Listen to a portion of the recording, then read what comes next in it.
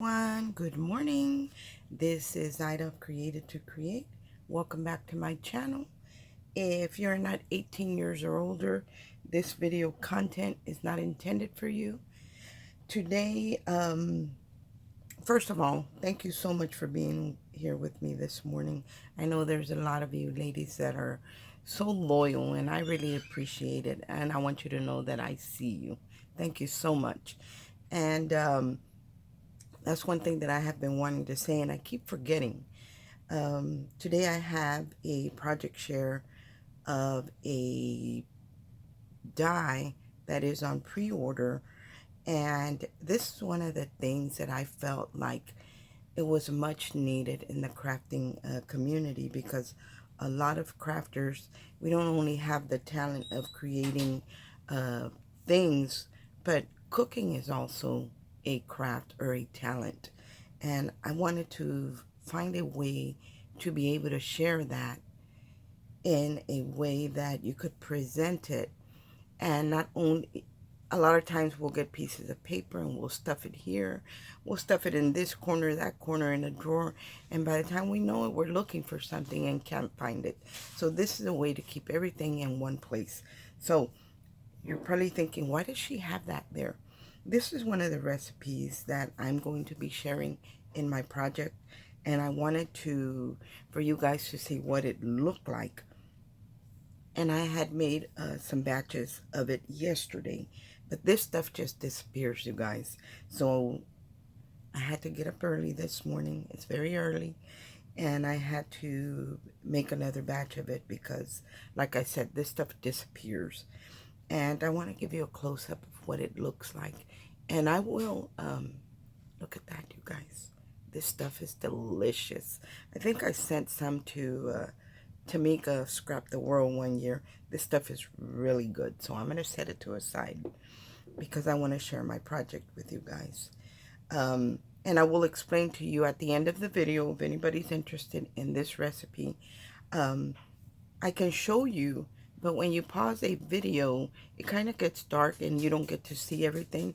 So I kind of want to explain it to you, because it's a real easy recipe, and it won't take me long to explain it to you in case you guys want to try it out. So what I have to share with you guys is going to be a pre-order for a new die that I created. Look at that, you guys. It is this one is called It's a Family Secret. And the reason it's called that is because a lot of times, some of those older recipes, a lot of women would guard those recipes and they wouldn't give it to people. And when that person passed away, or, or stopped baking, whether for illness or whatever, that recipe kind of went with them.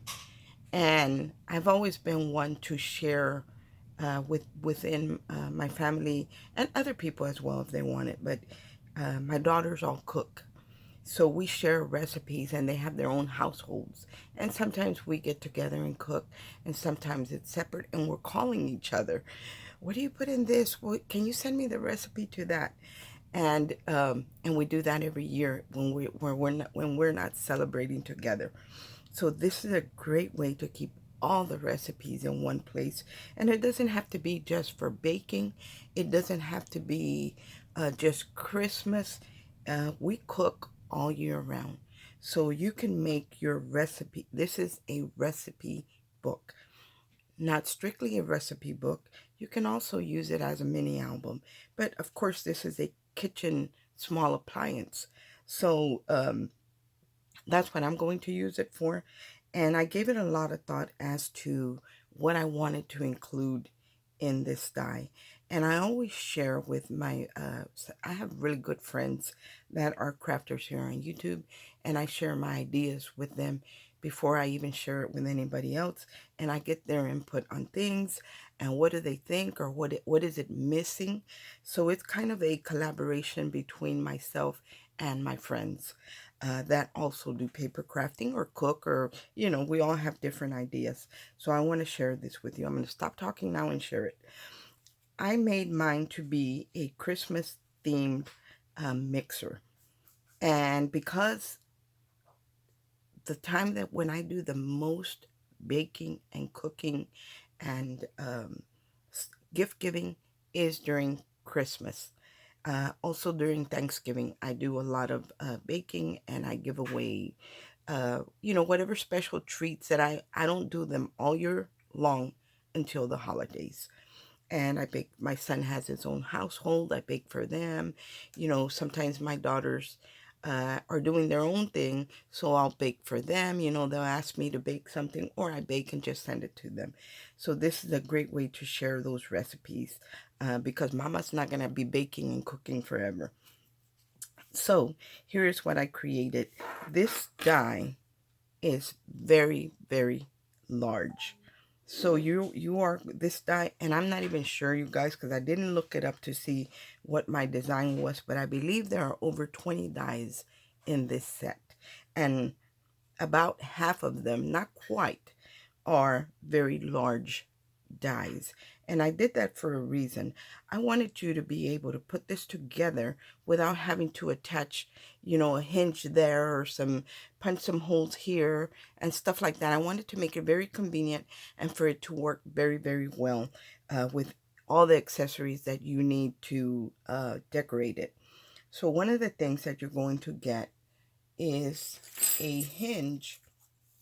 I have a few cut out here that I haven't used yet because I haven't cut out more. But you get this, and you see right here where it dips in, that's where you're going to fold it. And this will be what holds your mixer, the silhouette of your mixer and bowl together. The reason I did a whole silhouette of the whole thing together is because when we handwrite recipes, we need that extra room. So that's why I did a large silhouette of the whole thing put together. That way we would have room to write your recipes. So you get this hinge. Now, this hinge, you will use it for your cover, for the back, and for those sections where you're dividing, whether it be desserts, appetizers, drinks, main dish, stuff like that. So this is what you would use. And the reason I did it that way is because I want you to be able not only to create a recipe book with it, I want you to be able to create a card with it. And if this was attached to the silhouette of the outside, then you would have to trim it off. And I don't want you to have to do that. So I gave you this piece for that reason. And you cut out as many as you want. And what I did with mine, I embossed them. So mine are embossed. And you can do that without, use really strong paper. And when you emboss it, it'll hold up. You won't have any trouble. And I did it this way. That way you would have two layers that hold that silhouette of the mixer in place. Now, the other thing that I did is I created layers. So here is the silhouette. And this front one has that little hinge or the spine. It's not really on the side, but we're going to call it a spine. And I did 4 rings. What I love about this is depending on the size of your rings, you can keep adding to it. So it's not something that you're going to outgrow and you already wrote on all the pages. No, this is going to keep growing with you because rings, the binder rings, come in very, very large sizes if you wanted them to. So I'll share some with you that I have that are very large. Look at that. Look at how big that is. So depending on what size of ring you use, you'll be able to expand your book. So I gave you the silhouette that has the whole mixer plus the bowl. Excuse me. And then I gave you a layering piece of just the mixer without the bowl. And then I gave you the bowl by itself. And then you get another piece that is under here, which is a smaller silhouette of the die, of the mixer without the bowl. So you get 2 layers in that. So you see it here in the green. You don't see the other one because I also gave you pieces to turn it into a shaker if you wanted to. So you have the solid piece to this top portion, and then you have the shaker part to it. Same thing with the bottom here. You have the solid piece for the bottom half of your mixer. And then you have the shaker portion. Now, when I create shakers, I like something thicker than 1/8 of an inch. I like it to be pretty thick. So I'm going to tell you what the thickness of the shaker portion is. And you can easily use that double-sided tape here. So the thickness is 1/4 of an inch. It's about 1/4 of an inch. So that gives you plenty of room to use that 1/4 inch tape, double-sided tape, to adhere your acetate to this.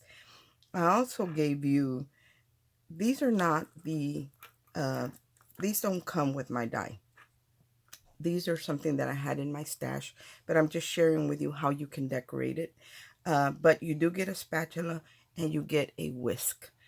Sometimes, because I created this, I'm able to create it into a cutting file and cut it before I even have it produced. So, but some elements are too small that the machines kind of tear it up. And for that, you definitely need a die. So I wasn't able to cut all the pieces. So you're not going to see everything here, but you're going to see almost everything. And then I added also the strip here that's on the mixers, and then the little lever to move the speed. You're also going to get the word artisan. You're going to get the little number die there, but there's the number and the artisan are so small that the machine wouldn't do it.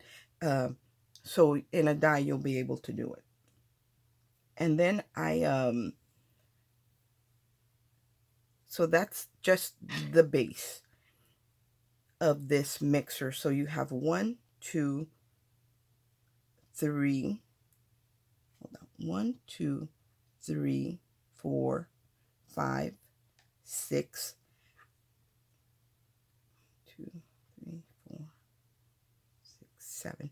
Just 7 layers on the mixer itself with the shaker portion. I did create this one to be a shaker. I hope you can see that, and I'm not blinding you with the glare. So this is a shaker, and I love giving you guys options. So that's why I included this in there, because sometimes we do want to do something like that. So these flowers I just created on my own. They're not included in this. So that's the front cover, what you get for your base and the back, and also to divide between different sections in your book. I have not divided the back. Right here is where I printed out one of my recipes. Right here you can see the hinge. So you can definitely use your die and cut it out of some chipboard, a couple layers, or even more than 1 layer of paper, and sandwich it in between the hinge there to make it really, really sturdy. This is this recipe here. And like I said, if I leave it here and you pause, you probably won't be able to see the whole thing because it gets kind of dark when you pause a video. But I'm going to explain it to you because there's only a few ingredients. So this sheet right here, this is a full sheet. So it's going to be a full die that's going to cut this. And it already has the hinge to it. You'll be able to cut like printer weight paper. And I'm thinking you can cut maybe 3 or 4 of them because those are pretty thin compared to our 110-pound cardstock. But these are already going to have the hinge. And this is what you're going to use to line up the hinge part on your covers and your sections. So remember, you have to cut these out first because this is your template. So you can line up your hinge to match exactly with the one you have underneath. I mean, the full sheet. That way they all line up together. And so I gave you that die to be able to do that as well. So there you have those. These are really, really large pieces. Right here is a recipe that every year, the same thing. I make this and it just disappears. And I have to stop making it because my husband loves them. And, you know, too much sweets is not good for you. And so I have to keep getting on to him. But I create like a double batch. And then I kind of give it out to my kids, you know, so they can enjoy it and just save some for the house. This is a larger recipe. And I started writing it down. And then I got my ink lid and put it on top of here, not realizing there was ink on it. So it kind of left the mark there. But I'm sending this to someone and they'll have extra sheets where they can rewrite it, because my handwriting is horrible, but I love the way a handwritten recipe looks. So I just wanted to share that with you guys. So you get that. Remember, you also get a spatula and a whisk to go with the die. And here's what I'm saying, that I use the one that is complete, that's attached to adhere my hinge to it, so they would all be at the same height and at the same, in the middle wherever they needed to be. So that's what I use that template for. But if I keep adding, it's just getting larger rings. I can keep expanding my book. And this is definitely something you would pass along to one of your daughters or grandchildren or what have you, a close friend. And so I would recommend that you do cut the front and the back out of chipboard. And another thing you could do is laminate the recipes after you have it written. Laminate it. That way, if they get anything on it, they can wipe it off and it's going to last. Nothing's going to happen to it. So, let me put that away. Another thing that's going to come with this die is also, let me move this. You're going to get the tag that you can use, whether you want to use it to create little tuck spots in your recipe book, or as a tag for some baked goods that you are giving out for the holidays or birthdays or whatever. So it says from the kitchen of, and what I did, it's hard to see, right there's the K right there, and there is the spatula. This spatula is in the set, so you'll be able to cut out the tag and use the spatula that's individual to layer this up in different colors. So this tag has 1, 2, 3, and there's actually another piece that goes here that I didn't cut out. It has 4 layers because you have the die that goes here where you can write your name, stamp your name, print out your name, and then cut it out with your die. So this tag is also included in this set. And you do get, like I said, all the accessories to decorate the details on your recipe book. Anyway, guys, that is what I had to share with y'all today. I hope that you guys like what I created and that this inspires you. If this is something that you think is for you, remember it is available for pre-order, which means I don't have it yet, but as soon as it comes in, it's already being produced. I will ship it out to whoever orders it. Now, I don't want to forget the recipe right here. So this is what they're going to look like. I'm going to give you a close-up. Don't those look yummy? I love this because the brittle is very, very thin, and it's easy to bite into. You're not going to crack a tooth or anything. To make this, all you need to do is you get a baking sheet, a cookie sheet, line it with foil, and then spread butter on it. Butter it so whenever you pour your mixture in it to set, it won't stick. So you make sure you butter that, set it aside. Then you get a thick bottom skillet and melt 3 tablespoons of butter, and then add a 1/2 cup of sugar into the pan and mix it all up. And it's going to dry up. It's going to soak up all that butter, but it's going to be fine. You want to keep the stove, your stove set on medium high. Depending, if it gets too hot, then put it on medium. You have to determine, because you don't want to burn your brittle. So I use mine. Mine has numbers. I cook mine between 5 and 6. That's where I set my stove. And you're going to pour the pecans in there as well. 1.5 cups of pecan halves, not chips. And you're going to keep mixing that, stirring it, make sure that it melts completely. It has to turn into liquid or into a brittle. If the sugar still looks grainy, it's not ready. So keep just stirring until that all melts. And it doesn't take very long, maybe 5 minutes. If your stove doesn't get as hot, it might take a little longer. If your stove gets too hot, it might take less. So you be the judge of that. You don't want your brittle to be too dark. It just has to be a rich golden brown. Because if it gets too dark, that means you burned it. After you do that, While it's still hot, spread it in your cookie on your cookie sheet and spread it out with a silicone spatula so it doesn't stick. Very, very thin, a very thin layer, and let it set until it won't take very long. Once it's set, it hardens, just break it into small pieces. That is all you have to do, guys. That's how easy that recipe is. Anyway, thanks for watching. I hope everyone has a great day, and God bless. Bye.